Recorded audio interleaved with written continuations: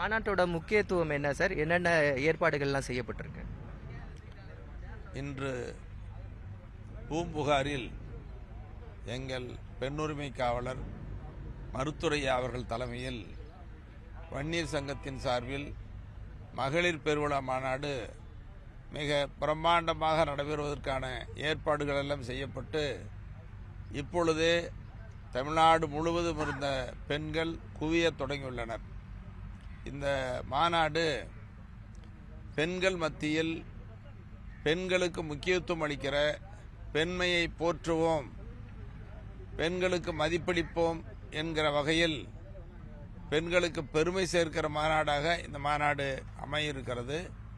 குறிப்பாக மது போதை ஒழித்திட, பெண்களை போற்றிட இந்த மாநாடு குடும்பம் மேம்படும் என்ற வகையில் நடைபெற இருக்கிற மாநாடு. அதேபோல இந்த மாநாட்டில் முழுக்க முழுக்க தீர்மானங்கள் உள்ளிட்டவற்றை எல்லாம் பெண்களே முன்னின்று நடத்துகிறார்கள். அதில் வன்னியர்களுக்கு கல்வி வேலைவாய்ப்பில் 10.5 விழுக்காடு இடஒதுக்கீடு, அதே போலவே எல்லா சமுதாயத்திற்கும் உரிய இடஒதுக்கீடு, ஜாதிவாரி கணக்கெடுப்பு நடத்தப்பட வேண்டும். இன்று கல்வியில் பெண்கள் உயர்ந்து நின்றாலும் கூட வேலையில்லா திண்டாட்டம் பெண்களுக்கு அதிகரித்து வருகிறது.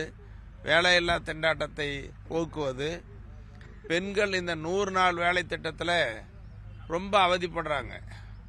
குறைந்த சம்பளம் 100 நாள் வேலை திட்டத்தை அந்த 150 நாளாக உயர்த்தணும், ஊதிய உயர்வு வழங்கணும் என்பது போன்ற பெண்களை முன்னிலைப்படுத்தி பெண்களுக்கு முக்கியத்துவம் அளிக்கிற மாநாட அமையும். பொதுவாக எங்கள் மருத்துரையா அவர்கள் ஆரம்ப காலத்திலிருந்து பெண்களுக்கு முக்கியத்துவம் வேண்டும், முன்னுரிமை வேண்டும் என்கிற அடிப்படையில் பெண்களுக்கு சம உரிமை, சம வாய்ப்பு, சம அந்தஸ்து, சம பங்கு வேண்டும் என்று சொல்லுகிற தலைவர். இது போன்ற முக்கியத்துவம் வாய்ந்த முன்னெடுப்புகளை எல்லாம் இந்த மாநாடு முன்வைக்கிறது. சார், ஒரு நீண்ட ஆண்டுகளுக்கு பிறகு இந்த மாநாடு நடைபெறுது. இதுல அன்புமணி அவர்கள் பங்கேற்ப வாய்ப்பு சொல்லிடுறேன். இந்த மாநாடு இது பூம்புகாரில் நடைபெறுவதனுடைய நோக்கம் கண்ணகிக்கு பெருமை சேர்க்கிற மண்.